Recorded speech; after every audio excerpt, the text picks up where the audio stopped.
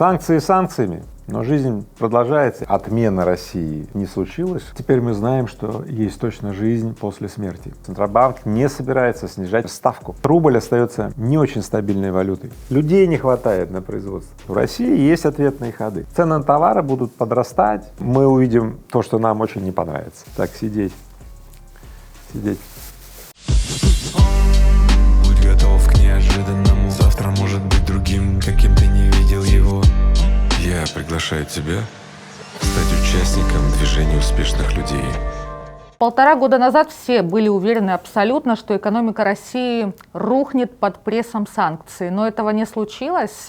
Как вы считаете, это феномен? Ну, экономика не только не рухнула, 2,1 было падение в 2022 году, да, сейчас прогноз на 2023 год 2,8 рост. В условиях того, что наложено более 11 тысяч ограничений, и Россия сейчас это чемпион мира всех времен и народов, да, по количеству наложенных на нее санкциями кем-либо за какие-либо периоды и так далее, вот в условиях такого давления, да, это феномен или феномен.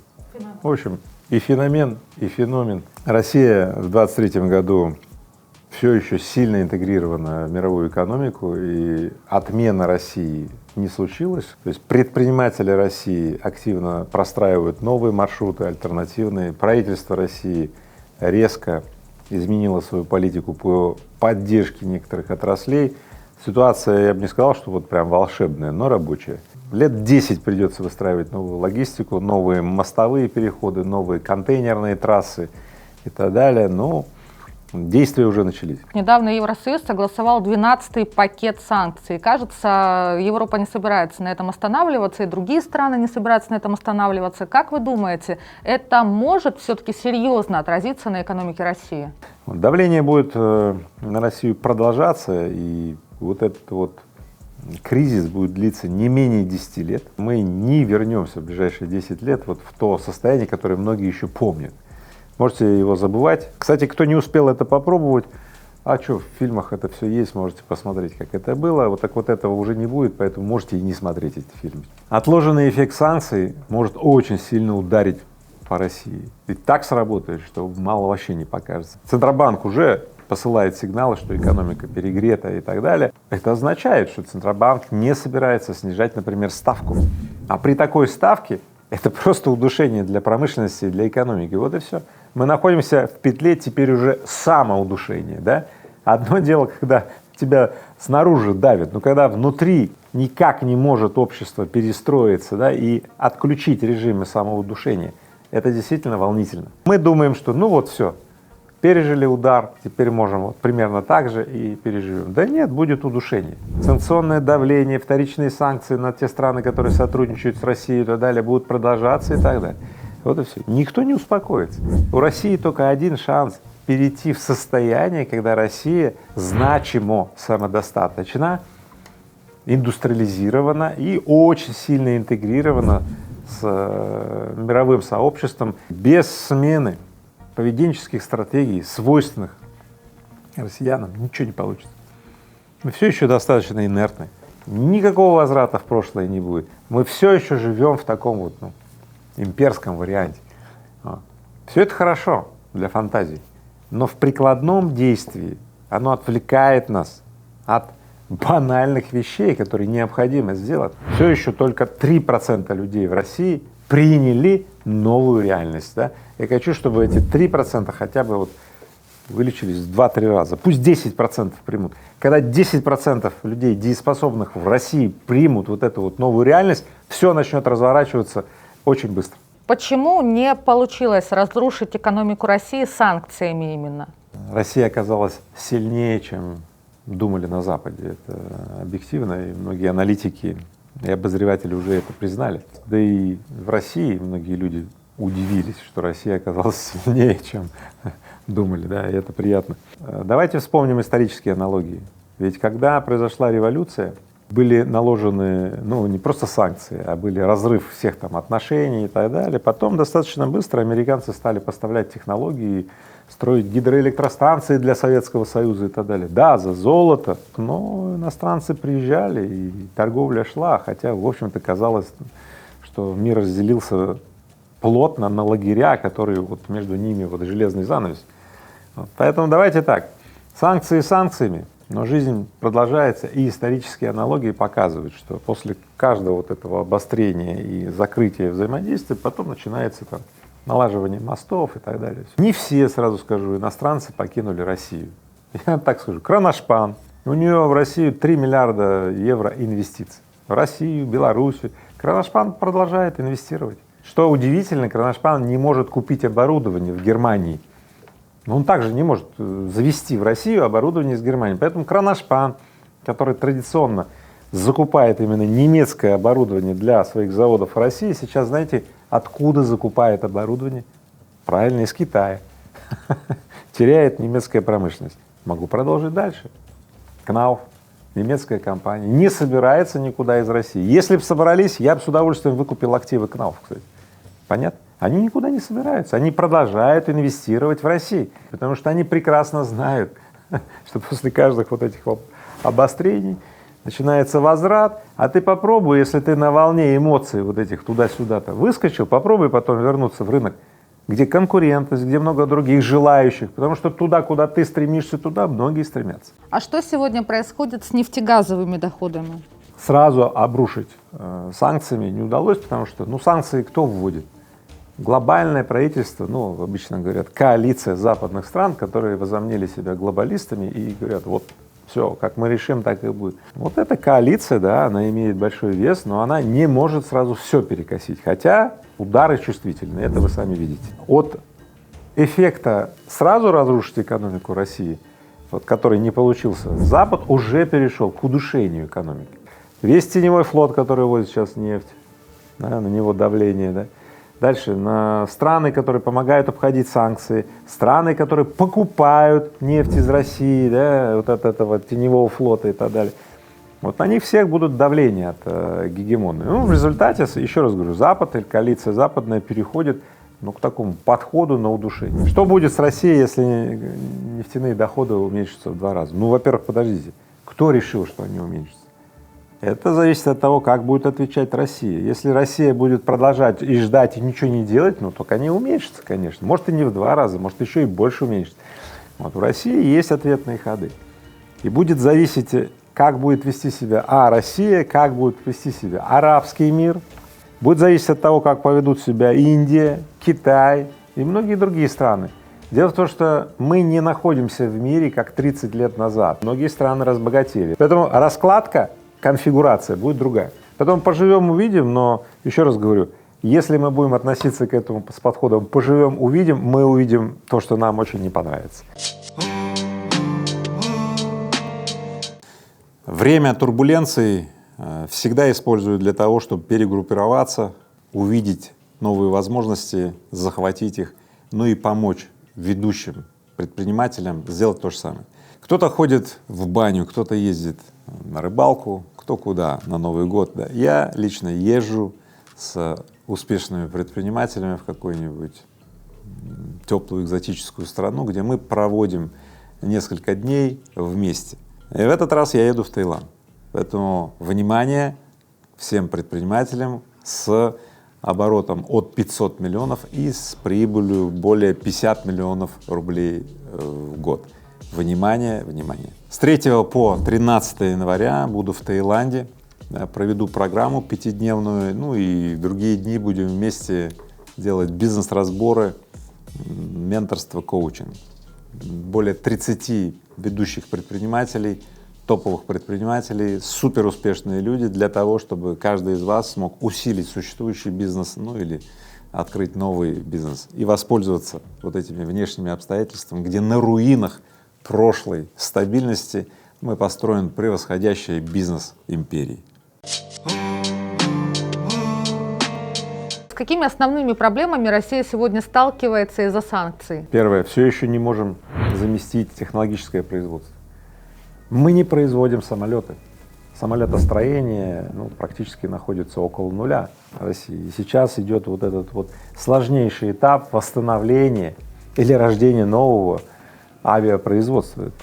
Это удивительно сложный эффект, и я уверен, что Россия восстановит свое самолетостроение. Поезда высокоскоростные, да. грейдеры, многие типы автомобилей и так далее. Ну, про чипы и про электронику я вообще даже говорить не буду. Про телекоммуникационное оборудование, да, его в России просто практически не производилось. Параллельный импорт не справляется в том, чтобы заместить, ну вот резко, во всяком случае, заместить все, что до этого можно было купить из других стран. В общем-то, не секрет, что Китай сейчас испытывает подобные же проблемы, и Китай достаточно смело реагирует на так называемую попытку производить высокотехнологичные вещи в Китае. Но это не просто, сразу скажу. Даже у Китая, где кажется все есть, но многих технологий вот нет. Поэтому и Китай, и Россия, ну и все, кто будут противостоять, они вынуждены будут создать свое высокотехнологичное производство или кооперироваться между собой, чтобы опять-таки создать высокотехнологичное производство, чтобы не быть завязанным на коалицию западных стран. Второй момент. Мы очень жестко ограничены логистикой. Традиционно последние 40-50 лет Россия и Советский Союз выстраивали логистику на западные страны, переходы на Западную Европу и так далее. То есть переходов на Азию или переходов на Дальнем Востоке, мосты, дороги какие-то контейнерные, было мало. Их все еще очень мало, их не хватает. И поэтому мы так сильно зажаты логистикой, что логистические расходы сейчас, чтобы ввести продукцию через восточные порты, они в разы больше, иногда в 10 раз больше. Ставка на Северный морской путь не оправдалась. То есть в условиях глобальной экономики, по которой мы тоже, извините, жили, да, Северный морской путь мог работать. Часть путей, кроме Суэцкого канала, да, или в обход Африки, да, могла идти по Северному морскому пути. Это, в принципе, экономически было оправдано. Вот в текущих условиях все, нет никакой экономики. Я вижу, как правительство принимает отчаянные меры консолидации логистической отрасли, соединения контейнерных операторов, логистических операторов под Росатомом, чтобы Росатом консолидировал, то есть фактически создается новый прообраз государственной корпорации, которая будет управлять Северным морским путем. Я считаю так, неважно, какой из проектов здесь будет более рентабелен, менее рентабелен, страна задохнется без логистических маршрутов. И Северный морской путь должен жить. Можно долго говорить об экономической целесообразности, но это только в условиях, извините, так сказать, сидеть. Можно долго говорить об экономической целесообразности. Когда есть такие тектонические переходы, какая экономическая целесообразность?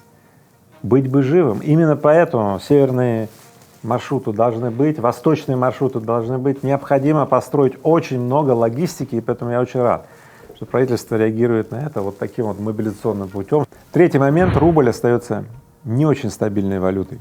Вы сами видели, какие курсовые колебания. Это препятствует использованию рубля в межгосударственных расчетах. Реально препятствует.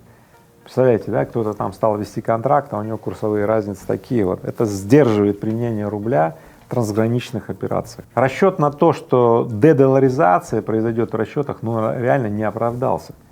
То есть за последние несколько лет расчеты в долларах в мире, на удивление, выросли из-за побега части расчетов из евро в доллар, вы знаете. Однако выросли расчеты в юанях почти в 2 раза, более чем в 2 раза. Вот Россия, вы знаете, практически уже 2/3 расчетов на российской бирже идут в юанях, имеется в виду вот эти трансграничные расчеты. Вот. Поэтому я сейчас хочу сказать именно про рубль. Рубль не является на сегодня привлекательной валютой для трансграничных расчетов. Доллар очень сильно крепок. А получается следующее: большинство влияния санкций, которые вот западные страны навешали, так сказать, на Россию, они настолько чувствительны именно потому, что очень много транзакций в долларах, и именно через эти транзакции, через банки Америка осуществляет давление на третьи страны. Блокируя им расчеты, возможно совершать транзакции и так далее, арестовывая какие-то денежные потоки и так далее. То есть если бы расчеты между этими странами были бы в национальных валютах или каким-то другим образом, то есть минуя доллар, то то у Америки бы не было возможности налагать свои вот эти вот вторичные санкции. Поэтому реально то, что более половины расчетов в мире идет сейчас в долларах, это большая угроза, это действительно большая угроза. И четвертый момент, инфляция продолжит расти.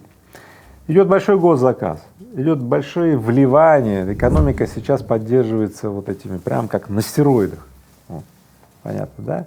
А производство исчерпало способность наращивать производство. Вы знаете, людей не хватает на производство, зарплаты растут и так далее. Вот все эти факторы, они фактически приводят к тому, что инфляция просто будет расти, то есть экономика не будет расти, да, а вот инфляция будет расти. И в результате Центробанк, задача которого таргетировать инфляцию, он держит ставку на высоком уровне, что в очередной раз снижает возможность экономики расти. И в результате мы находимся в такой петле удушения. Поэтому давайте не буду усложнять здесь экономическими этими терминами, что все это значит для конкретного человека, вот для тебя. То есть цены на товары будут подрастать потихонечку, но будут, а иногда и не потихонечку. Получил ли российский бизнес плюсы от санкций? Ну, конечно, да. Теперь мы знаем, что есть точно жизнь после смерти. И поэтому на вопрос, есть ли жизнь после смерти, мы можем сказать, да, точно есть. Потому что это была смерть той нефтегазовой экономики, которую открыл Горбачев, потом Ельцин продолжил, да. Получил ли российский бизнес от санкций, я так скажу. Скорее всего, мы переходим в такую, знаете, железный занавес, то есть между странами Запада и Россией устанавливается очень мощный и такой долговременный железный занавес. Товарооборот сокращается и так далее. Например, с Германией товарооборот последний год уменьшился в 10 раз. Оборудование, станки, механизмы, технологии, химия, очень много продуктов завозила Россия и Советский Союз из Германии. Дело в том, что процессы инерционны, и вот требуется несколько лет для того, чтобы вот, как все перенастроилось. Раз мы не умерли, мы можем фактически сейчас использовать то, что у нас есть, как-то по-другому. И нам следует научиться использовать как-то по-другому. И я вижу, что у нас начинает получаться. Вот я всегда верил в этого человека, который проживал на территории бывшего Советского Союза, вот где-то вот здесь вот. Да, и я вижу, как эти люди долго запрягают, но быстро едут. Вот сейчас мы как будто бы еще только начали запрягать. Давайте же запрягать побыстрее, тогда и поедем получше. Что бы вы посоветовали предпринимателям, чтобы они эффективнее работали в сегодняшнее непростое время? Первое, самое главное — найти сподвижников и сообщников. То есть прервать пребывание среди тех, кто скулит, жалуется, обижается, досадует, гневается, да? Вот прервать и найти тех, кто твердо решил, что это его шанс. Либо развить новую бизнес-нишу, либо укрепить существующую бизнес-нишу. То есть обязательно найти сподвижников, сторонников, заговорщиков, людей, которые считают, что текущее время — это самое лучшее время для бизнеса. Второй момент — быть точнее. То есть не снижая смелость, тренировать уместность и точность. Именно для этого потребуется, возможно, новое окружение. То есть людей, которые уже имеют ту самую точность, понятно, аккуратность, где ты очень быстро заимствуешь эти подходы.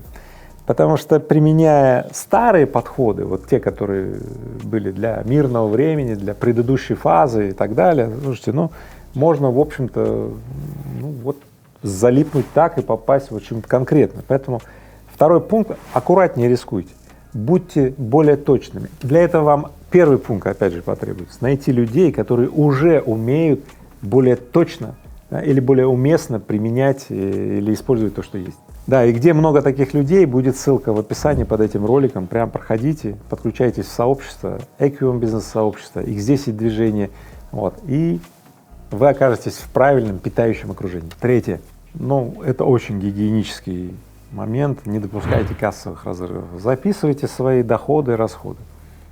И если, здесь все понятно математически, если хронически ваши расходы больше ваших доходов, произойдет кассовый разрыв, вы начнете заимствовать какие-то кредиты, займы, суды, в общем-то, удавка увеличится и дальше кирдык. И, конечно же, налоги платите.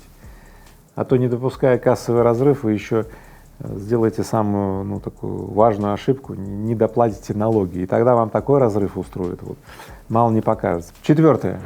Не замирай. Не замирай в недоумении, не замирай в позиции упертый баран, который вот как на новые ворота уставился, и вот все, туда давит, и силы иссякают, а он не может сделать другое движение.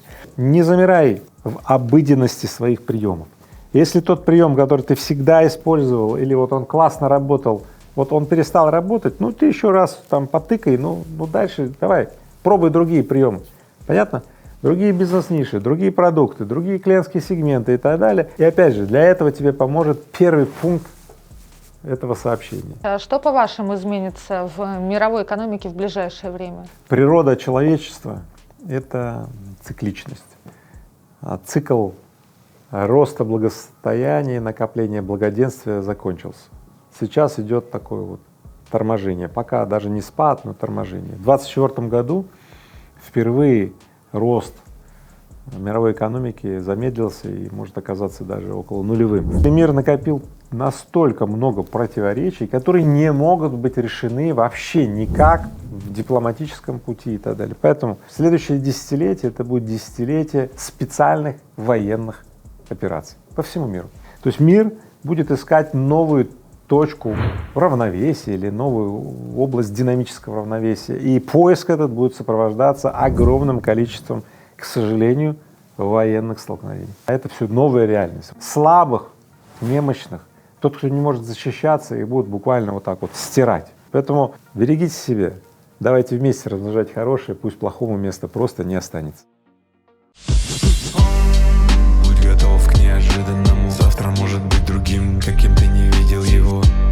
Я приглашаю тебя стать участником движения успешных людей.